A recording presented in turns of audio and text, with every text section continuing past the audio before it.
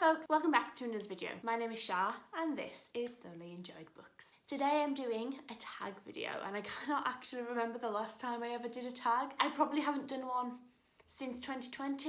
If I have, then I've completely forgotten about it and I apologise.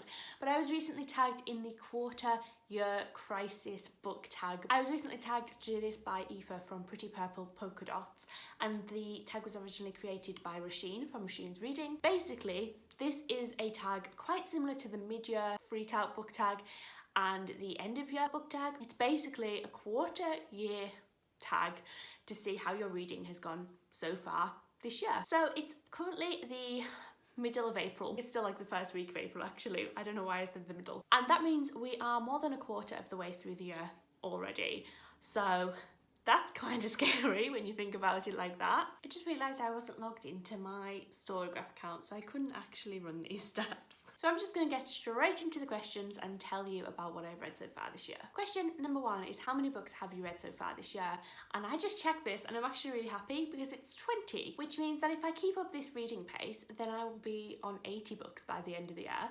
And I thought I was reading quite slowly this year, but I'm not. So that's actually really, really great. I have been in a bit of a reading slump for the last year and a bit, and I think I'm finally getting out of that, and I've said that in most of my wrap-ups this year. There were a few wobbles. There are some weeks that I don't want to read as much, but I think not putting as much pressure on myself is really helping me with that. So far I've read 20 books and I'm really happy with that. Question 2 is, have you already found a book that is going to be a 2022 favourite, and if not, what has been your favourite so far? So I'm not 100% sure. I don't give ratings anymore. I don't give star ratings when I talk about books or mark them as read, because I just found they were so arbitrary and they didn't really mean anything and I didn't enjoy doing it. I haven't been doing that for about 2 years now, and let me tell you, it's great. But it means that I can't really definitively say what my favourite book of the year is, or if one is going to be in the top books of my year.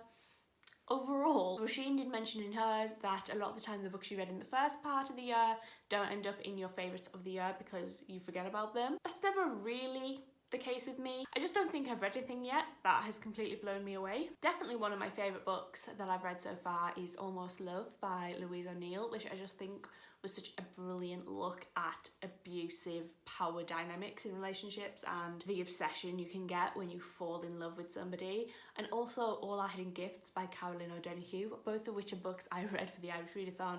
All I Had in Gifts is an amazing YA, urban fantasy kind of book that I just simply adored. So those two are going to be quite high on my list, I think, and potentially will make it into my best books of the year. We'll see how the rest of the year goes. The third question is, are there any 1-star books or least favourite books of the year so far? And the one I'm going to say for this is actually really disappointing because it's Kissing the Witch by Emma Donoghue, which is a book I really wanted to read and have been really excited to read for a really long time, but I think I chose the wrong format to read this book in.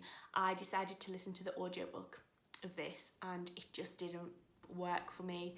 I couldn't follow it as a short story collection. It just really wasn't for me. So that one is probably one that's going to be right down at the bottom, more so because it's disappointing rather than it's bad. And actually now saying that, I think The Mermaid, the Witch and the Sea by Maggie Takuda Hall, that I feel was an objectively bad book, and that will definitely be in one of the worst books of the year. Next is your most read genre so far, and I don't know whether this counts as a genre, but it's poetry. I have read about 6 poetry collections so far this year. I plan on reading a lot more. My goal is 52 poetry collections by the end of the year. It was to read one every single week. That hasn't quite gone to plan, as you can tell, but I hope to pick up the pace with that a little bit and get a few more collections under my belt. So definitely poetry. I don't know if that counts as a genre though, but other than that, it's probably YA, because I've been trying to read books that are easier for me to get through. So poetry or YA. And I don't consider myself a massive YA reader, bizarrely. Next is a book that surprised you, and actually for this one I'm going to go for These Days by Lucy Caldwell. This is an LGBTQ queer story set in Belfast during the Blitz. I thought it was great. I loved that it just explored people and the experiences that these people went through, and how even though they experienced the same thing, they experienced it all very differently. I talk about this more in my wrap up, so definitely go and check that out. But I just was blown away by this book. I think I like it more because I was expecting to not enjoy it at all. I just don't like World War fiction, and it's World War II, and I just never envisioned myself enjoying something like that, but I did. The next question is a book that has come out in 2022, has already come out in 2022, that you really want to read and just haven't got around to yet. And actually, this is the only book I have in my vicinity because I'm currently reading it, and that is A Failure After All by Raquel Marie. I talked about this in a recent book haul and in my recent TBR, so go and check out those videos if you're interested in this.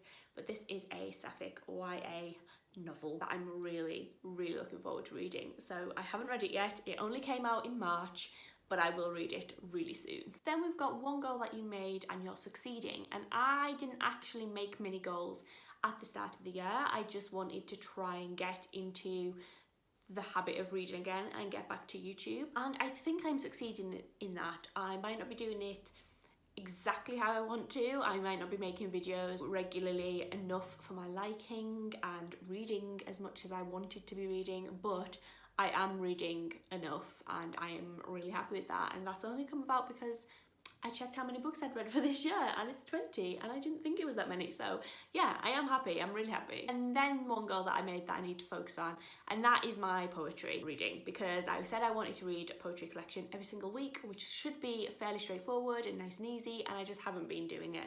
I've been getting sidetracked. I've been finding reasons not to read a poetry collection at the time, so I want to focus on that one a little bit more. I am really happy with how many I have read. I've read a good amount of poetry already, but I want to be reading more. And then the last question I can't really give an answer to because it's new to you, booktubers, bookstagrammers, booktokers, etc., that you've come across in 2022. And to be honest, I haven't really come across any, which sounds awful, I know, but like I said, I haven't really been watching a lot of booktube. I've been out of the loop for a while. I'm trying to get back into it, and you know, being back at work full time, life going a lot more back to normal than it has been for the last 2 years, I haven't had the time as much to find new booktubers. But if I do find any that I just have forgot about, I will leave a link to them down below. But really, I'm just trying to get back into the habit of watching booktube, reading and making videos again, rather than looking for new people. So that's not a helpful answer, but it's my answer nonetheless. So that was the quarter year crisis book tag by Rasheen's Reading. I hope you enjoyed this video. Quite similar to the mid-year freakout tag and the end of year reading tag. But you know, I think we needed one for the first quarter of the year, because that can be where your goals start to fall apart and maybe you need that little bit of motivation to get back into it, like I did. I'm going to tag a couple of people who I haven't seen do this yet, but that doesn't mean they haven't. I'm going to tag Lois from Lo Chan Reads, Shannon from 155 Books, Sylvie from the TBR Diaries, Jean from Bookish Thoughts, and Kirsty from Hey Beth Bookish. I hope you all do this tag. I hope you all enjoy this tag, and I will see you all in another video very soon. Take care. Bye.